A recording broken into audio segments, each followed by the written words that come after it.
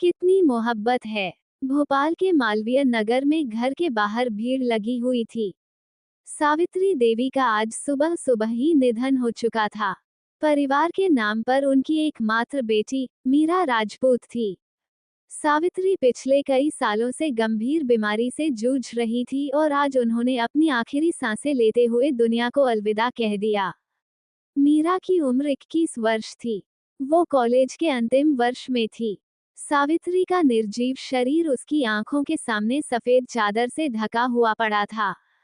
मीरा की आंखों से आंसू बहते जा रहे थे। पास बैठी औरतें उसे सांत्वना दे रही थी, लेकिन मां को खो देने का दुख सिर्फ मीरा ही जान सकती थी। अपना कहने के लिए एक वही तो थी। इस दुनिया में सावित्री ने मीरा को उसकी पढ़ाई के लिए इंदौर भेज दिया था, जिसकी खास वजह सिर्फ सावित्री ही जानती थी। इंदौर में मीरा नेशनल कॉलेज में पढ़ती थी और उसी कॉलेज के एक हॉस्टल में रहती थी। मीरा बहुत ही कम बोलने वाली लड़की है। वो अपना अधिकतर समय किताबों में ही बिताया करती थी। कॉलेज में उसकी एकमात्र दोस्त थी निधि व्यास, जो कि इंदौर में रहती थी अपने परिवार के साथ। निधि और मीरा दोनों बहुत अच्छी दोस्त थीं। कॉलेज के 2 साल दोनों ने साथ साथ ही पूरे किए थे। लेकिन निधि मीरा को बहुत कम जान पाई थी। वजह थी मीरा का अंत मुर्गी होना, या शायद हालातों ने उसे उम्र से पहले ही परिपक्व बना दिया। मीरा इस बार बिना निधि को बताए भोपाल आ गई थी। सावित्री के अंतिम संस्कार की तैयारी हो चुकी थी। जब उनके पार्थिव शरीर को ले जाया जाने लगा तो मीरा जोर जोर से रो पड़ी। औरतों ने उसे संभाला, लेकिन कोई उसे रोक नहीं पाया। वो दौड़कर बाहर आई और कहने लगी, मीरा, हम भी साथ जाएंगे। उद्धरण चिन्ह। औरत, बिटिया, औरत शमशान में नहीं जाती हैं। उद्धरण चिन्ह। मीरा, हमें कुछ नहीं सुनना, हम भी साथ जाएंगे। उद्धरण चिन्ह। विश्वनाथ, चलने दीजिए काका, अग्नि के लिए किसी अपने का होना भी जरूरी है, और आजकल क्या लड़का क्या लड़की। चलने दीजिए। उद्धरण चिन्ह। सभी वहां से सावित्री का पार्थिव शरीर लेकर निकले। आंखों में आंसू भरे, हाथ में अग्नि का पात्र पकड़े मीरा चले जा रही थी। उसके बेजान पैरों में जैसे हिम्मत ही नहीं थी। माँ के साथ उसने बहुत कम वक्त गुजारा था। ना जाने वो कौन सी वजह थी जिससे माँ ने उसे हमेशा खुद से दूर रखा। सोचते हुए और बीती बातों को याद करते हुए शमशान आ चुका था।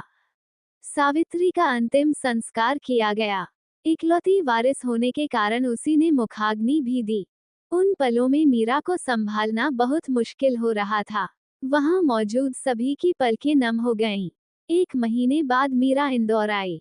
उसने कपड़े बदले, अपनी बुक्स उठाईं और कॉलेज आ गई।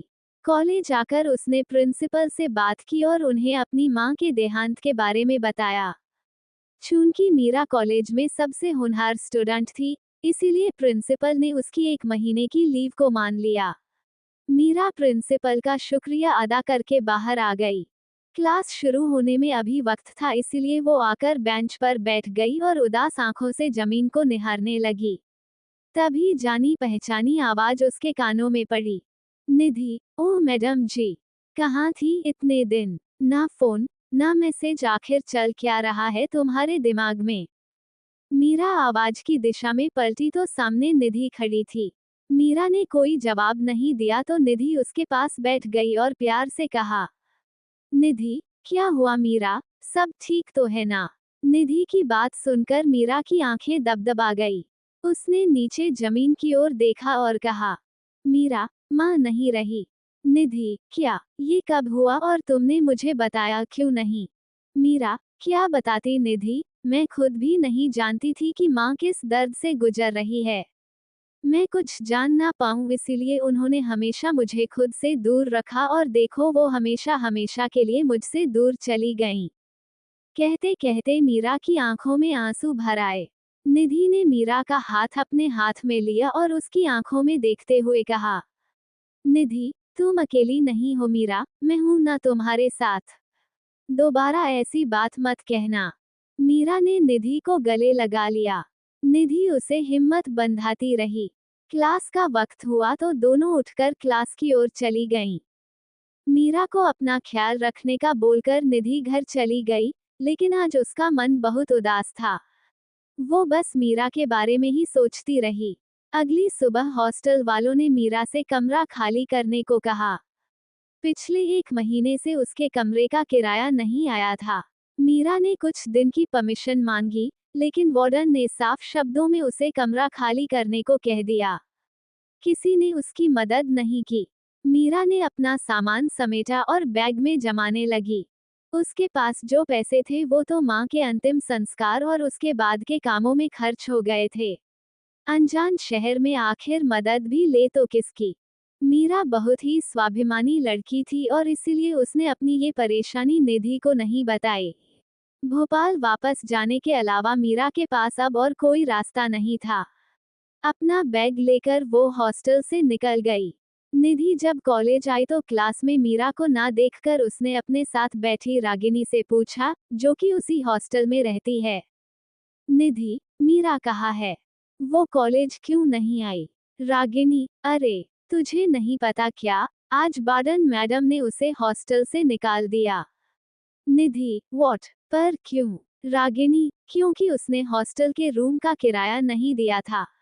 अब मुझे डिस्टर्ब मत करो, पढ़ने दो, रागिनी ने कहा और बुक्स में नजरें गड़ा ली। निधि, इतना सब हो गया और मीरा ने मुझे बताया तक नहीं।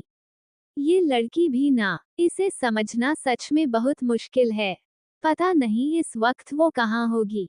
मुझे जाना होगा। निधि ने अपना बैग और बुक्स उठाए और क्लास के बाहर निकल गई।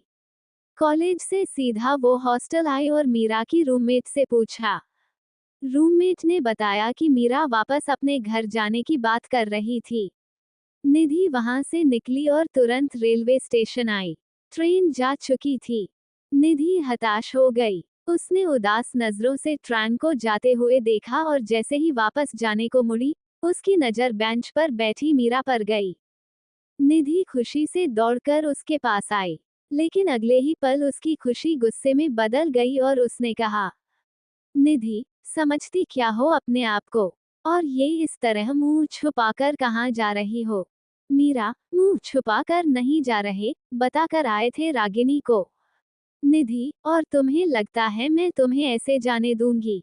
मीरा, पर अब यहाँ करेंगे भी क्या? वार्डन ने भी हमें हॉस्टल से निकाल दिया है। निधि, वार्डन की तो मैं। तुम ये बताओ, तुमने मुझे क्यों नहीं बताया? निधि के इस सवाल पर मीरा खामोश हो गई। निधि उसके बगल में बैठी और कहने लगी, निधि, मीरा तुम सिर्फ कहने के लिए मेरी दोस्त नहीं हो। कॉलेज में बहुत सी लड़कियां हैं लेकिन मैंने तुम्हें अपना दोस्त चुना, जानती हो क्यों? क्योंकि तुम बहुत अच्छी हो और समझदार भी हो। तुम बहुत स्ट्रांग लड़की हो मीरा, फिर ऐसे कैसे जा सकती हो? आंटी का सपना कैसे भूल सकती हो? पढ़ना है, एक बड़ी अधिकारी बनना है। ये कैसे भूल गई तुम? मीरा, निधि, हम कुछ नहीं भूले हैं। सब याद है हमें। पर इस शहर से हमने एक बात सीखी है कि अगर जीना है तो पैसे जरूरी हैं और वो हमारे पास नहीं है। घर जाएंगे तो वहां रहने के लिए कम से कम अपना घर तो है।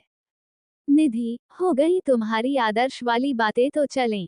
निधि ने उठते हुए कहा। मीरा, कहाँ? निधि, कोई सवाल नहीं, उठो और चलो, कहकर निधि ने एक बैग खुद उठाया और दूसरा मीरा को थमा दिया। दोनों बाहर आई। निधि ने पार्किंग से अपनी स्कूटी निकाली और मीरा को साथ लेकर चल पड़ी। निधि के पीछे बैठी मीरा के मन में सैकड़ों सवाल उथल पुथल मचाए हुए थे। मीरा जब भी इस शहर से जाने के बारे में सोचती, ये शहर उसे वापस अपनी ओर खींच लाता। सवाल बहुत थे लेकिन जवाब नहीं। निधि उसे कहाँ लेकर जा रही है, इस बात का भी उसे अंदाजा नहीं था। स्कूटी सड़क पर दौड़ाते हुए निधि ने अचानक से ब्रेक लगाए और गाड़ी को यूटर्न घुमाया। मीरा, क्या हुआ? इधर कहाँ जा रही हो? निधि, हॉस्टल। मीरा, लेकिन क्यों? निधि, तू चल तो बताती हूँ, कहकर निधि ने स्पीड बढ़ाई और कुछ वक्त बाद दोनों हॉस्टल के सामने थे। निधि ने स्कूटी साइड में लगाई। उसने मीरा का हाथ पकड़ा और उसे लेकर अंदर चली आई। वार्डन सामने ही खड़ी मिल गई। निधि उसके सामने आई। उसने अपने जेब से कुछ रुपए निकाले और वार्डन के हाथ में थमाते हुए कहा, निधि, ये रखो अपने पैसे और आज के बाद किसी लड़की को इस तरह से हॉस्टल से मत निकालना। वार्डन, वक्त पर किराया देंगे तो कोई क्यों निकालेगा? पर ये लड़कियां घर वालों के पैसे तो ऐश में उड़ा देती है और फिर किराए के नाम पर रोने बैठ जाती है। निधि, चुड़ैल, तेरी हिम्मत कैसे हुई मेरी दोस्त के लिए ऐसा बोलने की? मैं तेरा मुंह नोच लूंगी। निधि वार्डन से झगड़ना ही वाली थी लेकिन मीरा ने उसे रोक लिया और कहा, मीरा, निधि, ये क्या कर रही हो? छोड़ो उन्हें। निधि, मैं मुंह तोड़ दूंगी इसका।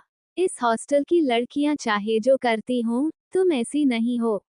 निधि ने गुस्से से मीरा से कहा, निधि, तुम प्लीज यहाँ से चलो, प्लीज। इस मुसीबत और अकेलेपन भरे समय में निधि ने कैसे मीरा का साथ दिया, ये सब जानने के लिए कहानी का अगला भाग जरूर पढ़ें। साथ ही इस कहानी का सबसे अच्छा मोमेंट कमेंट में बताएं। ऐसे ही वीडियो देखने के लिए हमारे चैनल को लाइक एंड सब्सक्राइब करें। Thanks for watching.